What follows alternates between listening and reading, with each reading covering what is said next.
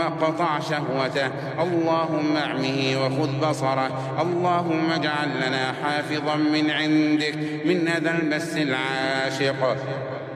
اللهم سلط عليه الآفات والعاهات والأمراض المستعصية، اللهم سلط عليه الآفات والعاهات والأمراض المستعصية، اللهم شل أركانه، اللهم شل أركانه، اللهم شل أركانه، واخرس لسانه، واخرس لسانه، واخرس لسانه، واقطع أنفاسه، وانقطع أنفاسه، اللهم اسلبه قوته كلها، اللهم اربطه عنا وعن كل مسلم ومسلمة، اللهم سلط عليه من يجلده، اللهم سلط عليه من يجلده، اللهم سلط عليه من يقتله ويحرقه، اللهم سلط عليه من يقتله ويحرقه، اللهم سلط عليه من يسومه سوء العذاب. اللهم إنا نسألك بأسمائك الحسنى وصفاتك العلى وبكل اسم هو لك سميت به نفسك أو استأثرت به في علم الغيب عندك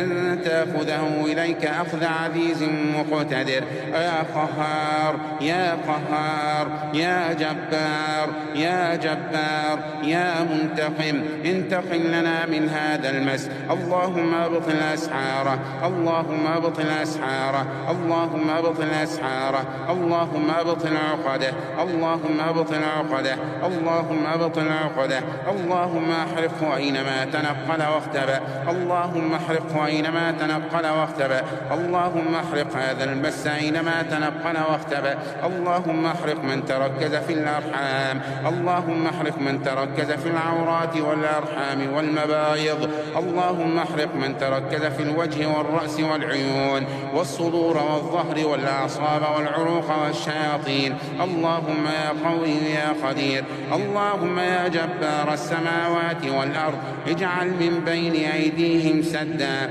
ومن خلفهم سدا، اللهم اخرجه من حصنه وتدريعاته، اللهم احرقه بهذه الآيات، اللهم احرقه بهذه الآيات، اللهم احرقه بهذه الآيات، اللهم احرقه بهذه الآيات.